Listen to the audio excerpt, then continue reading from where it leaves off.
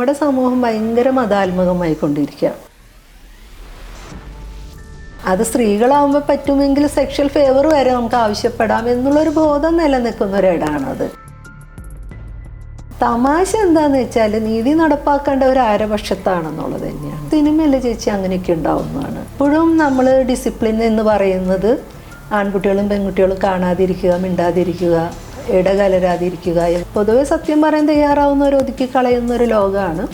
ഇവിടെ അങ്ങനെ തന്നെയാണ്. WCCയിലെ സ്ത്രീകൾക്കും ഇതേ റിട്ടാലിയേഷൻ സംഭവിക്കുന്നുണ്ട്. ഒരു ജോലിക്ക് കൂലി കൊടുത്തിരിക്കണമെന്ന് നിർബന്ധമുള്ള ഒരു സാമൂഹ്യ വ്യവസ്ഥ ഉണ്ടാവണം. ഇതിനെക്കുറിച്ച് പരാതിപ്പെടുന്ന സ്ത്രീകളെല്ലാം പുറത്താക്കുന്നു.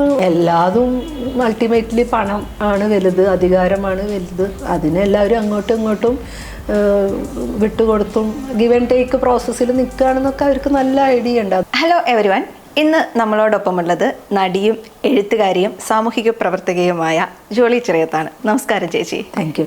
ഇപ്പൊ ഏറ്റവും പുതിയ സന്തോഷം എന്ന് പറയുന്നത് ടർക്കിഷ് തർക്കം സിനിമയാണ്. അതെ അതെ അതെ. അതിനെക്കുറിച്ചുള്ള വിശേഷങ്ങളൊന്ന് പങ്കുവെക്കാവോ? അത് ഈ പറഞ്ഞതുപോലെ കുറേ ക്രൈസിസിലൂടെയാണ് ആ പടം പൂർത്തീകരിച്ചത്. പിന്നെയും കുറേ കാലം വെയിറ്റ് ചെയ്യേണ്ടി വന്നു. പക്ഷെ അത് ശരിക്കും പറഞ്ഞാൽ വളരെ നല്ലൊരു, ഇന്നുവരെയും മലയാള സിനിമയിൽ അങ്ങനത്തെ ഒരു ജോണർ വന്നിട്ടില്ല. മാത്രമല്ല ഈ മനുഷ്യൻ്റെ വിശ്വാസം, അത് വിശ്വാസം ഒരു പരിധി വരെ നല്ലതാണ്. പക്ഷെ അത് ഭയങ്കര അന്ധമാവുമ്പോൾ ഉണ്ടാവുന്ന പ്രശ്നങ്ങൾ, അങ്ങനെ ഒരു ഗ്രാമത്തിൽ നടക്കുന്ന വിശ്വാസവുമായി ബന്ധപ്പെട്ട ചില കെയോസാണ്. പരസ്പര വിരുദ്ധമായ വിശ്വാസങ്ങൾ ഏറ്റുമുട്ടുമ്പോഴുള്ള കുറേ ക്രൈസിസാണ് സിനിമ. അപ്പോൾ എനിക്ക് ഇപ്പോഴും അത് തിയേറ്ററിലുണ്ട്. കണ്ടിരുന്നോ? പോയി കാണണം കേട്ടോ. നല്ലൊരു പടമാണ്, നല്ലൊരു ഫാമിലി ഡ്രാമയാണ്, റൊമാൻസ് ഉണ്ട്, ത്രില്ലർ ഉണ്ട്.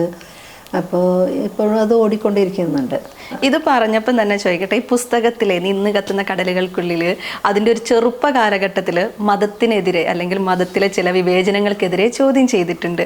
അപ്പം ആ കാലഘട്ടവും ഈ കാലഘട്ടവും തമ്മിൽ താരതമ്യം ചെയ്യുമ്പോൾ എന്തെങ്കിലും വ്യത്യാസങ്ങളുണ്ട് ഇതിനുള്ളിൽ, അല്ലെങ്കിൽ ഉണ്ടായിട്ടുണ്ട് എന്ന് തോന്നുന്നുണ്ടോ? ഞാനിപ്പോൾ വീണ്ടും നമ്മളെ സമൂഹത്തെ ഒബ്സർവ് ചെയ്യുമ്പോൾ മേ ബി യങ്സ്റ്റേഴ്സ് ആയിട്ടുള്ള പിള്ളേർ ഇതിനൊന്നും വലിയ വില കൊടുക്കുന്നില്ല. ഇത് അവരൊരു സ്ട്രാറ്റജിക്കലി ഡീൽ ചെയ്യാണ്. അത് വീട്ടുകാർക്ക് പ്രശ്നമാണ്, അപ്പോൾ അതുകൊണ്ട് ഞങ്ങൾ അതിനോടൊപ്പം നിൽക്കുന്നു. പക്ഷെ അവരുടെ വ്യക്തിപരമായിട്ട് അവരതിലൊന്നും ഇല്ല. പക്ഷെ ഞങ്ങളേതുപോലെ അതിനോട് റിവോൾട്ട് ചെയ്യാനൊന്നുമില്ല. അത് അച്ഛനും അമ്മയൊക്കെ അങ്ങനെയാണ്, ആ വീട് അങ്ങനെയാണ്. അപ്പം നമ്മളങ്ങനെയല്ല, നമ്മൾ ഭയങ്കര ഐഡിയലായിട്ടാണ് കണ്ടിരുന്നത്. ഇതിങ്ങനെ പ്രശ്നങ്ങളുണ്ടാക്കും, അത് മനുഷ്യനെ ഭയങ്കരമായി ചുരുക്കി കളയും. അപ്പോൾ നമ്മളതൊരു ശാസ്ത്രത്തിൻ്റെ ഒരു സയൻറ്റിഫിക് ടെമ്പർ ഉണ്ടാക്കുന്ന ഒരു സമൂഹത്തിൻ്റെ വളർച്ചയ്ക്ക് വേണ്ടിയിട്ടാണ് ആ പൊസിഷൻ എടുക്കുന്നത്. ഇന്ന് അങ്ങനെ ഒരു പൊസിഷൻ ചെറുപ്പക്കാരുടെ ഇടയിലുണ്ടോ? വ്യക്തിപരമായിട്ട് ആരെങ്കിലുമൊക്കെ ഉണ്ടാവും. പക്ഷെ അങ്ങനെ ഉണ്ടോയെന്ന് വെച്ചാൽ എനിക്ക് അങ്ങനെ പറയാൻ പറ്റുന്നില്ല. അതേസമയം നമ്മുടെ സമൂഹം ഭയങ്കര മതാത്മകമായിക്കൊണ്ടിരിക്കുക. എല്ലാവരും, ഞാൻ പറഞ്ഞത് ഒരു മതം എന്നുള്ള എല്ലാ മതങ്ങളും ഭയങ്കര കൂടുതൽ മതത്തിലേക്ക് ആണ് സ്റ്റിക്ക് ഓൺ ചെയ്യാൻ ശ്രമിക്കുന്നത്. അത് എനിക്ക് തോന്നുന്നു ബോധപൂർവം മതങ്ങളും, അതായത് മതത്തിൻ്റെ മേലാധികാരികൾ എന്ന് പറയുന്ന, ഇപ്പോൾ പള്ളിയാണെങ്കിൽ പള്ളിയെ ബന്ധപ്പെട്ട അച്ഛന്മാർ, ഇവരിങ്ങനെ പല തരത്തിലുള്ള റൂൾസും റെഗുലേഷൻസും കൊണ്ടുവന്ന് ഇന്നലെ വരെ ഇല്ലാത്ത ഒരുപാട് തരത്തിലുള്ള ആചാര അനുഷ്ഠാനങ്ങൾ ഉണ്ടാക്കി കൊണ്ടുവരികയും മനുഷ്യരെ മുഴുവനും അതിലേക്ക് ഇങ്ങനെ ഹുക്ക് ചെയ്ത് നിർത്തുന്ന ഒരു സമ്പ്രദായം പൊതുവിൽ കൂടുതൽ കാണുന്നുണ്ട്. കാരണം ഞാൻ വിശ്വാസ ജീവിതം നയിക്കുന്ന ഒരാളല്ല. പക്ഷെ നമ്മുടെ വീട്ടിലൊക്കെ പോകുമ്പോൾ പലപ്പോഴും ഇവരുടെ ഈ രീതികൾ വളരെ കൂടി വരികയാണ്. റിച്വൽസ് ആണെങ്കിലും അതിൻ്റെ ദിവസങ്ങളാണെങ്കിലും. അപ്പോൾ ഓൾമോസ്റ്റ് എല്ലാ സമയവും ആരാധനാലയങ്ങളുമായിട്ട് സ്റ്റിക്ക് ഓൺ ചെയ്യിക്കുന്ന സ്ട്രാറ്റജികൾ അവരും ഉണ്ടാക്കി വരുന്നുണ്ട്. അതിനോട് എന്തെങ്കിലും റിവോൾട്ട് നമുക്കുണ്ടോയെന്ന് വെച്ചാൽ അത് വളരെ കുറവ് തന്നെയാണ്. ഇപ്പോഴത്തെ സമരങ്ങൾ അല്ലെങ്കിൽ ഇപ്പോഴത്തെ പ്രതിഷേധം യൂത്തിൻ്റെ അടുത്ത് ഉണ്ടാവുക എന്ന് പറയുന്നത്, അല്ലെങ്കിൽ ഒരു വിഭാഗം കുട്ടികളുടെ അടുത്ത് അതങ്ങനെ അങ്ങ് പോകട്ടെ എന്ന് ചിന്തിച്ചുകൊണ്ട് അവർക്ക് അതിനൊന്നും എനർജി കളയാനില്ല. പിന്നെ അവരങ്ങനെ ഈ ആഴത്തിൽ ഈ രാഷ്ട്രീയം കുറേ പേരുണ്ട്. കാരണം അവർക്ക് കൃത്യമായിട്ട് കാര്യങ്ങൾ അറിയാം, ഇതാണ് മനുഷ്യർക്ക് വേണ്ടതെന്ന് പറയും. പക്ഷെ അവർ ഞങ്ങളേതുപോലെ, ഞങ്ങളൊരു തലമുറയുടെ പോലെ അതിനു വേണ്ടി ബലിയാടാവാനും തയ്യാറല്ല എന്നാണ് എനിക്ക് തോന്നുന്നത്. അവർ വളരെ സട്ടിലായിട്ട് അവരുടെ ജീവിതം ജീവിക്കും. എനിക്ക് തോന്നുന്നു അതൊരു സ്ട്രാറ്റജൈസ് ചെയ്തിട്ട് അവർ ആ എനർജി സേവ് ചെയ്യാണ്. കാരണം അവർക്ക് മനസ്സിലായി ഈ സമൂഹമൊക്കെ എല്ലാ കാലത്തും ഇങ്ങനെ തരത്തിലുള്ള വേണ്ടാത്ത ചിന്തകളും വേണ്ടുന്ന ചിന്തകളുമായിട്ട് ഈ ഒരു ഫ്രിക്ഷനോട് കൂടിയിട്ട് സമൂഹം പോകുന്നത് അതിനകത്ത് നിങ്ങൾക്ക് വേണമെങ്കിൽ പാർട്ടിസിപ്പേറ്റ് ചെയ്യാൻ, അല്ലെങ്കിൽ നിങ്ങൾക്ക് വേറിട്ടൊരു വഴി കണ്ടെത്താം എന്ന് വിചാരിക്കുന്ന ഒരു മിടുക്കന്മാരായിട്ടുള്ള തലമുറയാണെന്ന് തോന്നുന്നത്. അങ്ങനെ ഒരു സാക്രിഫൈസ് ചെയ്ത് ജീവിക്കേണ്ട കാര്യമില്ല എന്ന് തന്നെയാണ് അവർ കാണുന്നത്. അപ്പോൾ പിന്നെ വേറെന്ന് വെച്ചാൽ ഒന്നും അവരങ്ങനെ സ്വാധീനിക്കുന്ന എന്തെങ്കിലും മോഡൽസ് ഒന്നുമില്ല. എല്ലാതും അൾട്ടിമേറ്റ്ലി പണം ആണ് വലുത്, അധികാരമാണ് വലുത്. അതിനെല്ലാവരും അങ്ങോട്ടും ഇങ്ങോട്ടും വിട്ടുകൊടുത്തും ഗിവ് ആൻഡ് ടേക്ക് പ്രോസസ്സിൽ നിൽക്കുകയാണെന്നൊക്കെ അവർക്ക് നല്ല ഐഡിയ ഉണ്ട്. അതുകൊണ്ട് അങ്ങനെ അവരെ കുറ്റം പറയാനൊന്നും പറ്റില്ല അതിൽ. ഈ സിനിമയെ കുറിച്ച് പറഞ്ഞുകൊണ്ട് തന്നെ അങ്കമാലി ഡയറീസിൽ നിന്ന് തുടങ്ങുന്ന യാത്ര ഇപ്പോൾ ടർക്കിഷ് തർക്കം എന്ന് പറഞ്ഞാൽ 50-ലധികം സിനിമകളിൽ അഭിനയിച്ച് എത്തിയിരിക്കുകയാണ്.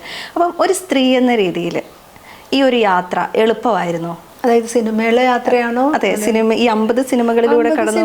കാരണം തുടക്കമൊക്കെ പറയുന്നുണ്ട് വേതനം ഒന്നും കിട്ടാതെ അഭിനയിച്ചു തുടങ്ങിയ. ഇപ്പോഴും അത് എനിക്ക് തോന്നുന്നത് ഇതൊരു പ്രൊഫഷൻ എന്നുള്ള രീതിയിൽ ഫങ്ഷൻ ചെയ്യാത്ത ഒരിടാണ്. പിന്നെ ഇൻഡസ്ട്രി എന്ന് പറയുമ്പോഴും സത്യത്തിൽ ഒരു സേവന വേതന വ്യവസ്ഥയൊന്നുമില്ല. അപ്പം നമ്മളൊരു പണി എടുത്തു കഴിഞ്ഞാൽ ഒരു ജോലിക്ക് കൂലി കൊടുത്തിരിക്കണം എന്ന് നിർബന്ധമുള്ള ഒരു സാമൂഹ്യ വ്യവസ്ഥ ഉണ്ടാവണം.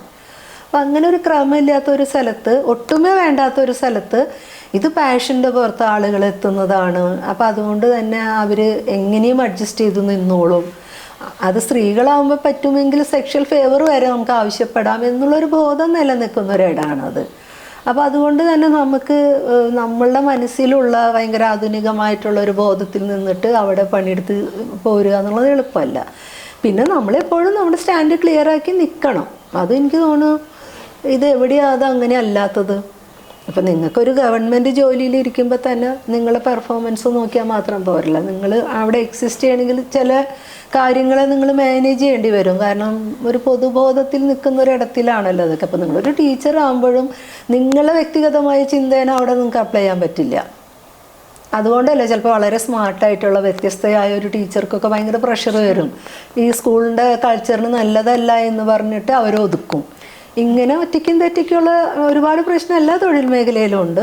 ഇത് കുറച്ചും കൂടി ലൗഡാണ്. അപ്പം എനിക്ക് അങ്ങനെ സ്മൂത്താണെന്ന് വെച്ചാൽ എന്നെ സംബന്ധിച്ച് ഒരു ഫോക്കസിൻ്റെയും ഭാഗമല്ല ഞാൻ, എവിടെയെങ്കിലും ഇല്ല, വരുന്നത് ചെയ്യുന്നു. അപ്പോൾ ഏറ്റവും കൂടുതൽ വന്നിട്ടുള്ളത് പുതുമുഖ സംവിധായകരുടെയാണ്. അതിൽ 5-6 ആളുകളുടെ ആയിരിക്കും ഞാൻ ഈ കാലയളവിൽ ഓൾറെഡി ഇൻഡസ്ട്രിയിലുള്ളവരുടെ ഒരു പടം ചെയ്തത്. അപ്പോൾ അതിൻ്റേതായ ഒരു സ്ട്രഗിൾ എപ്പോഴും ഉണ്ട്. ടീച്ചർമാരെ കുറിച്ച് പറഞ്ഞത് കൊണ്ടാണ് ഞാൻ ഈ പുസ്തകത്തിനുള്ളിൽ പറഞ്ഞിട്ടുണ്ടല്ലോ, നമ്മൾ നോർത്തിലായിരിക്കുമ്പോൾ ഗോവയിൽ നിന്ന് വന്ന ടീച്ചേഴ്സ്, അവിടെ ആൺപെൺ സൗഹൃദങ്ങൾ ആ കാലഘട്ടത്തിൽ പോലും വേർതിരിവില്ലാതെ അവരതിനെ മനോഹരമായിട്ട് അതിനെ ബിൽഡ് ചെയ്യാൻ സഹായിച്ചിരുന്നു. അവരതിനെ ആ രീതിയിൽ ട്രീറ്റ് ചെയ്തിരുന്നു. ഇങ്ങോട്ട് വന്ന് പഠിക്കുന്ന സമയത്താണെങ്കിലും മക്കൾ പഠിക്കുന്ന സമയത്താണെങ്കിലും ഒക്കെ പക്ഷെ വേറൊരു തരത്തിലുള്ള ഒരു ടീച്ചർമാരുടെ സൈഡിൽ നിന്നൊരു വേറെ അനുഭവമാണ് ഉണ്ടാകുന്നത്. അപ്പോൾ ഇതിനെ എങ്ങനെയാണ് നോക്കിക്കാണുന്നത്? അത് നമ്മൾ ഒരു സമൂഹം എന്നുള്ള രീതിയിൽ നമ്മൾ ഏറ്റവും വലിയ എഡ്യൂക്കേഷനിൽ 100-ൽ 100 നമുക്ക് കൊടുക്കാം, പൊളിറ്റിക്കലി അവെയർ ആണെന്നൊക്കെ പറയുമ്പോഴും ഒരു സാമൂഹ്യ ജീവിതത്തിൽ ഉണ്ടായിരിക്കേണ്ട വികാസം ഉണ്ടല്ലോ, ജനാധിപത്യപരമായ ഒരു വികാസം എന്താണ്, വിദ്യാഭ്യാസത്തിൻ്റെ ആത്യന്തിക ലക്ഷ്യം എന്താണ്, അതിനെക്കുറിച്ച് ഒരു ധാരണയില്ലാത്ത, രൂപപ്പെടുത്തുന്ന മനുഷ്യർ എമ്മാതിരിയുള്ളവരായിരിക്കണം എന്നുള്ളതിനെക്കുറിച്ചൊന്നും ഒരു ബോധമില്ലാത്ത മനുഷ്യരാണ് നമ്മൾ. അത് പറയാതിരിക്കാൻ പറ്റില്ല. കാരണം ഇപ്പോഴും നമ്മൾ ഡിസിപ്ലിൻ എന്ന് പറയുന്നത് ആൺകുട്ടികളും പെൺകുട്ടികളും കാണാതിരിക്കുക, മിണ്ടാതിരിക്കുക, ഇടകലരാതിരിക്കുക എന്നുള്ളതാണ് ഏറ്റവും വലിയ ഡിസിപ്ലിനായിട്ട് നമ്മൾ കാണുന്നത്. അല്ലാതെ ഇതെല്ലാം ഒരു മനുഷ്യൻ്റെ ജീവിതത്തിൽ വളർച്ചയുടെ സ്വാഭാവികമായിട്ടുള്ള രീതികളിൽ ഉൾപ്പെട്ടിരിക്കുന്നതാണെന്നാണ് നമ്മൾ പഠിപ്പിച്ചു കൊടുക്കേണ്ടത്. അത് ഓരോ ഘട്ടത്തിലും മനുഷ്യൻ്റെ വളർച്ചയിൽ ലൈംഗിക ആകർഷണവും അട്രാക്ഷനും പ്രണയവും ഒക്കെ തോന്നും. അതിനെ നമ്മൾ ആരോഗ്യകരമായിട്ട് എങ്ങനെ കൊണ്ടുപോകണം എന്നുള്ളതാണ് നമ്മൾ പഠിപ്പിക്കേണ്ടത്. അല്ലാതെ ഇവർ തമ്മിൽ കാണാതിരിക്കലോ മിണ്ടാതിരിക്കലോ അല്ല അതിനുള്ള പരിഹാരങ്ങളൊക്കെ. അതുകൊണ്ടാണ് ഇപ്പം നമ്മൾ ഭയങ്കര ഫ്രസ്ട്രേറ്റഡ് ആയിട്ടുള്ള ഒരു ജനതയാണെന്ന് പുറമെ നിന്ന് നോക്കുന്നവർക്ക് തോന്നുന്നു. ലൈംഗിക ദാരിദ്ര്യം ഉണ്ട് എന്നുള്ള രീതിയിലൊക്കെ അങ്ങനെ പറഞ്ഞു. കാരണം നമ്മൾ ഓപ്പോസിറ്റ് സെക്സിനെ ഒരിക്കലും മനസ്സിലാക്കാനുള്ള അവസരം കൊടുക്കുന്നില്ല. ഇത് അങ്ങോട്ടും ഇങ്ങോട്ടും നമ്മൾ ലോകത്തെ എങ്ങനെ കാണുന്നു എന്ന് മനസ്സിലാക്കുമ്പോഴല്ലേ നമുക്ക് അതിനോട് എന്താ പറയുക, നമുക്ക് കോംപ്ലിമെൻ്ററി ആയിട്ട് പെരുമാറാൻ പറ്റുള്ളൂ. അവരിങ്ങനെയാണ് കാണുന്നത് അല്ലേ, അവരെ പ്രശ്നങ്ങൾ ഇന്നതാണ് അല്ലേ, എങ്ങനെ നമ്മൾ അങ്ങോട്ടും ഇങ്ങോട്ടും പറഞ്ഞും മനസ്സിലാക്കി വരുമ്പോഴല്ലേ ഒരു ഗ്രോത്ത് ഉണ്ടാവുക. അങ്ങനെ ഒരു സാഹചര്യം ഒരിക്കലും നമുക്ക് കിട്ടുന്നില്ല. അഥവാ അങ്ങനെ പരസ്പരം ഇടപഴകി വരുന്നവരാണെങ്കിൽ അവരും ഏറ്റവും ന്യൂയിസൻസ് ആയിട്ടാണ് ഉള്ളവരായിട്ടാണ് കാണുന്നത്. അവരെ ഏത് നേരം വാൺ ചെയ്യലും രക്ഷിതാക്കളെ വിളിക്കലും ക്ലാസ്സിൽ നിന്ന് പുറത്താക്കലും ഒരു ന്യൂയിസൻസ് ആയിട്ടുള്ള അങ്ങനെ ഒരു വികാസവും വ്യക്തിത്വമുള്ള പിള്ളേരെയൊക്കെ ഇവിടെ അങ്ങനെ തന്നെയാണ് കാണുന്നത്. നമ്മൾ തിരിച്ച് സിനിമയിലേക്ക് വന്നാലേ നമ്മൾ WCC ഫോം ചെയ്തൊരു സന്ദർഭം നമ്മൾ ചർച്ച ചെയ്തിട്ടുണ്ട്. അതിനുശേഷം ഇപ്പം ഹേമ കമ്മീഷൻ റിപ്പോർട്ട് വന്നു, വലിയ ചർച്ചകളൊക്കെ ഉണ്ടാവുന്നു. അപ്പം ഈ ഒരു WCCയും ഹേമ കമ്മീഷനും ഇതൊക്കെ ബന്ധപ്പെടുത്തി സംസാരിക്കുമ്പോൾ എന്താണ് തോന്നുന്നത്? ഈ ഒരു നിമിഷം സിനിമാ മേഖലയുമായി ബന്ധപ്പെടുത്തി പറയുമ്പോൾ ഒന്ന്, നമ്മളെല്ലാവരും അറിയുന്ന ആ ഒരു ഇൻസിഡൻറ്റ്, അത് അത്യാവശ്യം പ്രിവിലേജ്ഡ് ആയിട്ടുള്ള ഒരു ഫേമസ് ആയിട്ടുള്ള ഒരു നടിക്കാണ് അത് ഉണ്ടാവുന്നത്. അതുകൊണ്ട് തന്നെ അത് ചർച്ച ചെയ്യാനുള്ള ആളുകളും ഉണ്ടാവുന്നു. അപ്പോൾ ഓരോ മനുഷ്യനും സമൂഹത്തിൽ എവിടെയൊക്കെ പ്ലേസ് ചെയ്തിരിക്കുന്നു, എന്താണ് നിങ്ങളെ സാമൂഹ്യ നിലകൾ എന്നതിനെ അടിസ്ഥാനപ്പെടുത്തിയാണ് അവർക്ക് കിട്ടുന്ന സപ്പോർട്ടും, അല്ലേ? അതെ. ഇപ്പോൾ കഴിഞ്ഞ ദിവസം 5 പേര് വഴിയരികിൽ ഉറങ്ങുമ്പോൾ മരിച്ചു. ആർക്കും അവരെ വീട് അന്വേഷിച്ച് പോകണ്ട, ആർക്കും അവരെ പശ്ചാത്തലം അറിയണ്ട, ഒന്നുമില്ല. പെട്ടെന്നാണ് എല്ലാം തീർത്ത് കുഴിച്ചിടുന്നത് 5 പേര്. അപ്പോൾ പല ജീവനും പല വിലകളാണ് നമ്മൾ കൽപ്പിച്ച് വെച്ചിരിക്കുന്നത്. അപ്പം അതുകൊണ്ട് തന്നെ ഇങ്ങനെ ഒരു ഇൻസിഡൻറ്റ് ഉണ്ടായപ്പോഴെങ്കിലും ഇൻഡസ്ട്രിയിൽ കാര്യമായ പ്രശ്നമുണ്ടെന്ന് ചിന്തിക്കാനെങ്കിലും ഇടയായി. അത് ഹേമ കമ്മിറ്റി എന്നുള്ളൊരു രൂപീകരണത്തിലേക്ക്, ഹേമ കമ്മീഷനല്ല, ഹേമ കമ്മിറ്റിയാണ്, അതിലേക്ക് വരെ പ്രഷറൈസ് ചെയ്യപ്പെടുകയാണ് ചെയ്യുന്നത്. അപ്പം അങ്ങനെ പിന്നീട് അവർ പഠിക്കുന്നു, കാര്യങ്ങൾ വസ്തുതാന്വേഷണങ്ങൾ നടക്കുന്നു. അവർ കണ്ടെത്തിയ റിപ്പോർട്ടാണ് ഇപ്പോൾ 5 വർഷത്തിന് ശേഷം പുറത്തു വരുന്നത്. അപ്പോൾ ആ അർത്ഥത്തിൽ WCC പോലെ വളരെ കുറച്ച് സ്ത്രീകൾ ഉണ്ടാക്കിയ ഒരു കളക്റ്റീവിന് അതിൽ നിർണായകമായ പങ്ക് വഹിക്കാൻ കഴിഞ്ഞു.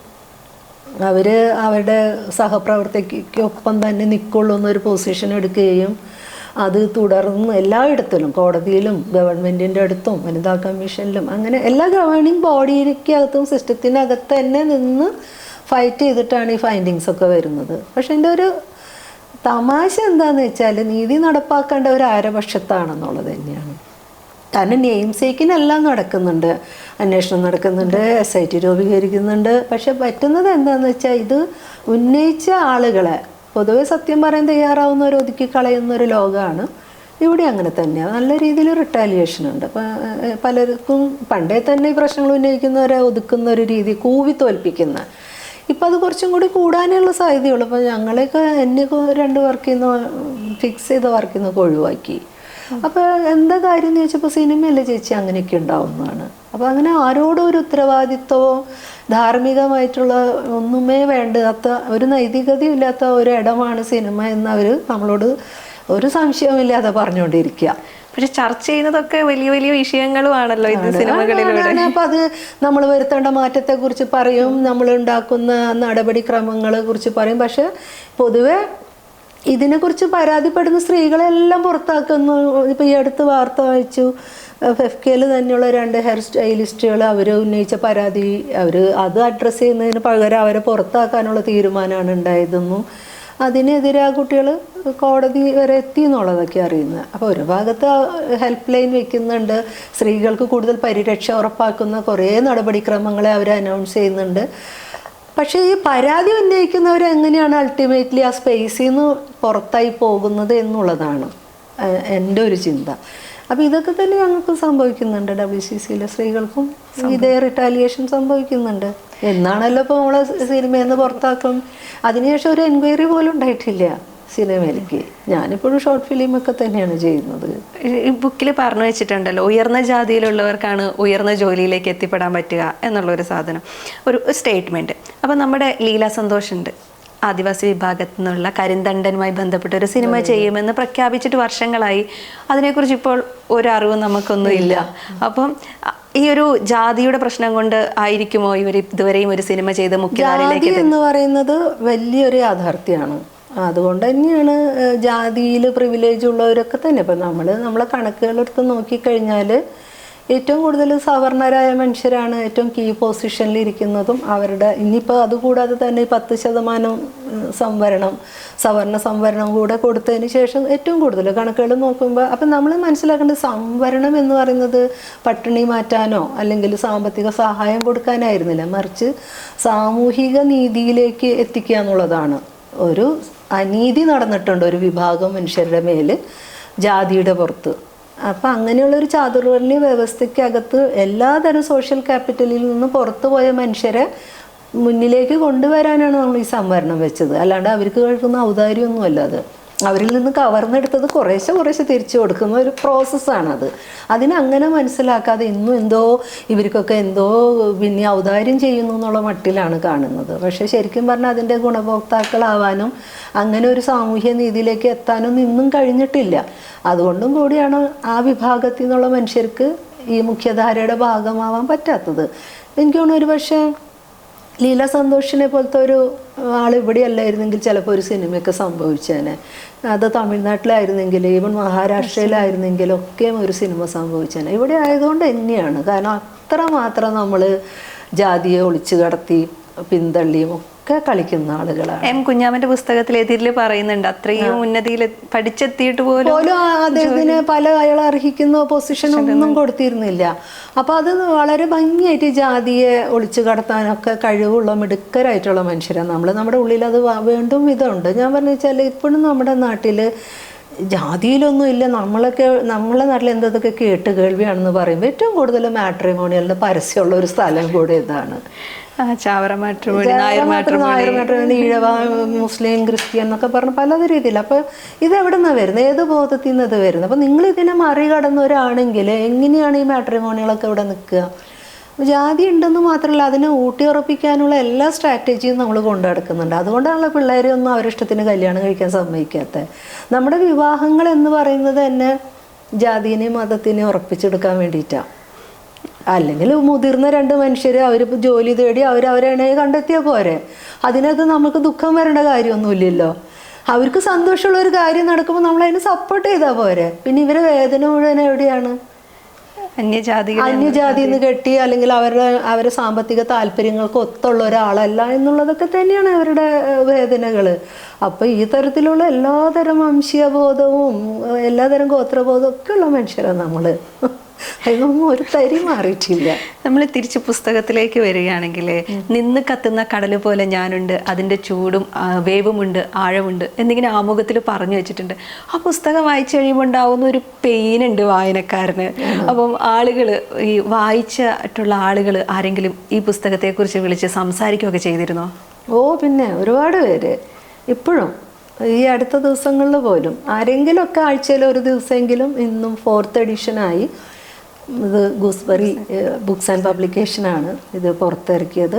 അപ്പോൾ 4ാമത്തെ എഡിഷനും ഓൾമോസ്റ്റ് കുറച്ച് തീരാറായിക്കൊണ്ടിരിക്കുകയാണ്. അപ്പോൾ ഇന്നും ആഴ്ചയിൽ ഒരാളെങ്കിലും അത് വായിക്കുകയും അതിൻ്റെ നോട്ട് അയക്കുകയും അല്ലെങ്കിൽ എങ്ങനെയെങ്കിലും കോണ്ടാക്റ്റ് കണ്ടെത്തിയിട്ട്. ഞാനിപ്പോൾ എന്ന് വെച്ചാൽ ഇപ്പോഴത്തെ എഡിഷനിലൊന്നും നമ്പർ വെച്ചിട്ടില്ല. മറ്റേത് ആദ്യത്തെ 1-2 എഡിഷനിൽ നമ്പർ ഉണ്ടായിരുന്നു. അപ്പോൾ അതെന്ന് വെച്ചാൽ എനിക്കത് തീരെ ഹാൻഡിൽ ചെയ്യാൻ പറ്റുന്നില്ല. കാരണം അത്രയും പേര് വിളിക്കുക അല്ലെങ്കിൽ ടെക്സ്റ്റ് അയക്കുമ്പോൾ നമ്മൾ ഒരു മര്യാദയുടെ പുറത്തെങ്കിലും മറുപടി കൊടുക്കണമല്ലോ. പക്ഷെ അത് ചിലപ്പോൾ എപ്പോഴും പറ്റിയെന്ന്. പുസ്തകം ഭയങ്കര ഒരു പെയിനാണ് കൂടുതലും. അത് സ്വാഭാവികം. ഞാനൊരു സാധാരണ കുടുംബ പശ്ചാത്തലത്തിൽ നിന്ന് ആ പുസ്തകത്തിൽ തന്നെ എഴുതിയിട്ടുണ്ടല്ലോ. വരുന്ന ഒരാളാണ്.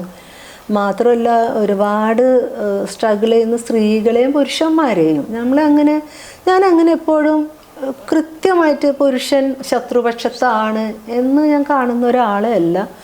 ശരിക്കും പറഞ്ഞാൽ ഫെമിനിസം എന്ന് പറയുന്നത് പുരുഷനെ ശത്രുവായി ചിത്രീകരിക്കലും അല്ല. എന്തുകൊണ്ടാണ് നമ്മളുടെ നിലനിൽക്കുന്ന ഈ പാട്രിയാർക്കി പോലെ റിലീജിയസ് ആയിട്ടുള്ള ഒരു സമൂഹത്തിൽ എങ്ങനെയാണ് അവരും നമ്മളും ഇങ്ങനെയായി പോകുന്നത് എന്നുള്ളതിനെ മനസ്സിലാക്കിയിട്ട് പരസ്പരം അതിനെ തിരുത്താനും മുന്നോട്ട് പോകാനും സഹായിക്കുന്നതാണ് ഫെമിനിസം. അതല്ലാതെ നമ്മളിങ്ങനെ ശത്രുക്കളെ നിരന്തരം ഉണ്ടാക്കിക്കൊണ്ട് നമ്മൾ എങ്ങനെയാണ് ഭയമില്ലാതെ ജീവിക്കുക? ബേസിക്കലി നമ്മുടെ ഭയം കുറയ്ക്കുക എന്നുള്ളതല്ലേ വേണ്ടത്. നമുക്ക് സ്മൂത്തായിട്ട് പോകണമെങ്കിൽ നിരന്തരം നമ്മൾ ശത്രുത ഉണ്ടാക്കിക്കൊണ്ടിരുന്നാൽ അതിന് എപ്പോഴെങ്കിലും ഒരു മാറ്റം ഉണ്ടാവും. അപ്പോൾ അവർ ആണെന്നുള്ള ബൈ ബർത്ത് കിട്ടിയ പ്രിവിലേജ് അവരിൽ എൻഡോഴ്സ് ചെയ്തിട്ടുള്ള എല്ലാ പ്രിവിലേജിലും തന്നെയാണ് ജീവിക്കുന്നത്. അത് അവരെ മനസ്സിലാക്കി എന്നുള്ളതൊക്കെ തന്നെയാണ് നമ്മൾ എടുക്കേണ്ട പണി. അതിന് എല്ലായ്പ്പോഴും ഇവർ കാരണമാണ് എന്നുള്ളതല്ല, അവർ രൂപപ്പെടുന്നത് പോലെ നമ്മൾ രൂപപ്പെട്ട ഒരിടത്തിനെ നമ്മൾ തിരിച്ചറിയണം. അപ്പം അതിനെ മറികടക്കാനുള്ള എഫേർട്ട് നമ്മൾ എടുക്കണം. നമ്മൾ ഈ ഫെമിനിസത്തെ കുറിച്ച് തന്നെ പറയുമ്പോൾ നമ്മുടെ വീട്ടിനുള്ളിലുള്ള പെൺകുട്ടികൾ പലരും വിവേചനം നേരിടുന്നുണ്ട് എന്ന് മനസ്സിലാവാതെ ഇപ്പോഴും ജീവിക്കുന്നുണ്ട്. ആണ് അതിപ്പോൾ ഞാൻ പറഞ്ഞ ചിലപ്പോൾ ഇവിടെ ഇപ്പോൾ ഞങ്ങൾ ഇങ്ങനെയൊക്കെ ജീവിച്ചാലും ഇത് ഈ സമൂഹം മൊത്തമാണ് നമ്മളെ വളർത്തുന്നത്. അല്ലാണ്ട് നമ്മുടെ വീട്ടിൽ നമ്മുടെ അച്ഛനോ അമ്മയോ ആങ്ങളെയും പെങ്ങളുമാരൊന്നും അല്ല അങ്ങോട്ട്. ഈ സമൂഹമാണ്, സമൂഹത്തിൻ്റെ ഒരു പരിച്ഛേദമാണ്. അപ്പോൾ എന്താ പ്രശ്നം എന്ന് വെച്ചാൽ ഞാൻ തന്നെ ഇവിടെ എനിക്ക് 2 ആൺപിള്ളേരാ, ഇവരോട് നിരന്തരം ഞാൻ ഈ സംഘർഷത്തിലാണ്. കാരണം അവിടെ വരുമ്പോഴേക്കും അമ്മ മകൻ എന്നുള്ളതിൽ ഈ മകൻ എന്നുള്ള പവർ പൊസിഷൻ ചിലപ്പോൾ ഇവർ ഡൊമിനേറ്റ് ചെയ്യും. അപ്പോൾ സ്ത്രീ എന്ന് പറഞ്ഞ ഒരു അമ്മയിൽ അവരുടെ അധികാരം പ്രയോഗിക്കും. അപ്പോൾ ഇതിൻ്റെ ഒരു കോൺഫ്ലിക്റ്റും അതിൻ്റെ ഫ്രിക്ഷനൊക്കെ നിരന്തരം ഉണ്ടാവുന്നുണ്ട്. അപ്പോൾ ഇങ്ങനെ അത് പോവുള്ളൂ. അതിൻ്റെ അർത്ഥം നമ്മൾ അവരെ വിട്ടുകളയാന്നുള്ളതോ ആ ഫൈറ്റ് നിർത്താന്നുള്ളതല്ല. ഇതും നിരന്തരം സംഭവിക്കുമ്പോൾ നമ്മളെ വീട്ടിനകത്തുള്ള പുരുഷൻ നമുക്ക് കുഴപ്പക്കാരനല്ല, വീട്ടിൽ നിന്ന് പുറത്തുള്ള പുരുഷൻ മൊത്തം പ്രശ്നക്കാരനാണ് എന്ന് കാണരുതെന്നാണ് ഞാൻ പറയാൻ ശ്രമിച്ചത്. കാരണം ഇങ്ങനെയുള്ള വീടാകങ്ങൾ തന്നെ എല്ലായിടത്തും. അപ്പോൾ ഇവിടെ ചിലപ്പോൾ നമ്മൾ കോൺഫ്ലിക്റ്റ് ഉള്ളതുകൊണ്ട് ചിലപ്പോൾ ഇവർ ചിലപ്പോൾ വഴക്ക് കഴിഞ്ഞ് ചിലപ്പോൾ ആലോചിക്കും അമ്മ എന്തോ അങ്ങനെ പറഞ്ഞതെന്ന്. ചിലപ്പോൾ ഇത് ശരിയാണെന്ന് പറയുന്ന വീടകങ്ങളിൽ അത് ആലോചിക്കാൻ അവന് കുറേം കൂടി അധികം സമയം എടുക്കേണ്ടി വരും. ചിലപ്പോൾ നമ്മളെപ്പോലെ ഒരാളെ കൺഫ്രണ്ട് ചെയ്യുമ്പോഴാവും ആ തോട്ട് പ്രോസസ്സിന് ഒരു അനക്കം തട്ടുക. അപ്പോൾ ഇതിൻ്റെ എല്ലാ സാധ്യതയും നമ്മൾ വകവെച്ച് കൊടുക്കണം. അതല്ലാതെ നമ്മൾ ഭയങ്കര ബ്ലാറ്റൻ്റായിട്ട് അവർ ശത്രുക്കളാണ്, അവരിങ്ങനെ ചിന്തിക്കുമോ ഇങ്ങനെ പറയുമോ അങ്ങനെ ഒരു പൊസിഷൻ എടുക്കുന്നത് ആർക്കും ഗുണം ചെയ്യില്ല. ഈ ബാല്യത്തിലേക്ക് വന്നു കഴിയുമ്പോഴത്തേനും അരക്ഷിതാവസ്ഥ നിറഞ്ഞൊരു ബാല്യമുണ്ട്. അമ്മയുടെ അടുത്ത് നിന്ന് മാറ്റി നിടുന്നു, പിന്നെ അമ്മയുടെ അടുത്തേക്ക് തിരിച്ചു പോകുന്നു, പിന്നെ നോർത്ത് ഇന്ത്യയിലേക്ക് അച്ഛൻ്റെ അമ്മേൻ്റെ ഒപ്പം താമസിക്കാൻ വന്നു. അപ്പോൾ അതിനുള്ളിൽ പറഞ്ഞു വെക്കുന്നുണ്ട് എനിക്കൊരു വീടുണ്ട്, എനിക്കൊരു ആങ്ങളയുണ്ട്, ഒരു ചേച്ചിയുണ്ട്, ഒരു അച്ഛനുണ്ട്, ഒരു അമ്മയുണ്ട് എന്ന് പറയുന്നത് ഞാൻ ഇപ്പോഴാണ് തിരിച്ചറിയുന്നത്, അല്ലെങ്കിൽ ഞാൻ കുറേ കാലങ്ങൾക്ക് ശേഷമാണ് തിരിച്ചറിയുന്നതെന്ന് പറയുന്ന ഒരു അരക്ഷിതാവസ്ഥയുണ്ട് ബാല്യത്തിലെ. അവിടുന്ന് തുടങ്ങുന്ന ഒരു അരക്ഷിതാവസ്ഥയുടെ ഒരു ഓട്ടം ഇപ്പോഴും ഇങ്ങനെ പോയിക്കൊണ്ടിരിക്കുകയാണ് എന്ന് പറയാൻ പറ്റുമോ? പലപ്പോഴും ഈ ചൈൽഡ്ഹുഡ് ട്രോമകളുടെയും കൂടി ബൈ പ്രോഡക്ട്സ് ആണല്ലോ മനുഷ്യരൊക്കെ. അല്ലെങ്കിൽ ചൈൽഡ്ഹുഡിൽ എന്തൊക്കെ നമ്മളിൽ ഇൻഫെക്റ്റഡ് ആയിട്ടുണ്ട്, അത് സ്നേഹമാണെങ്കിലും ദേഷ്യം വെറുപ്പൊക്കെ. അപ്പോൾ അതിൻ്റെയൊക്കെ കൂടെ ബൈ പ്രോഡക്റ്റ്. അതിനെ നമ്മളും കുറച്ചൊക്കെ ഇങ്ങനെ എന്താ പറയണ്ടത് ചീവിക്കളയണം. നമ്മളെ പണിയാണത്. അത് അവിടെ ഉണ്ട് എന്ന് പറഞ്ഞാൽ അതിനെ കെട്ടിപ്പിടിച്ചിരിക്കാതെ അതിനെ നമ്മൾ കുറച്ച് ഷെല്ലുകൾ പൊഴിച്ച് കളയണം. അപ്പോൾ എനിക്ക് ആ അരക്ഷിതാവസ്ഥ നല്ലോണം ഉണ്ട്. ആ അരക്ഷിതാവസ്ഥയുടെ ഭയങ്കര കോംപ്ലിക്കേഷൻ ഉള്ള ഒരാളും കൂടിയാണ് ഞാൻ. പക്ഷെ അത് സ്വയം തിരിച്ചറിയുന്നതുകൊണ്ട് ഇതിൻ്റെ ബർഡൻ വേറെ ആരിലേക്ക് കൊടുക്കാതിരിക്കാൻ ഞാൻ ശ്രദ്ധിക്കും.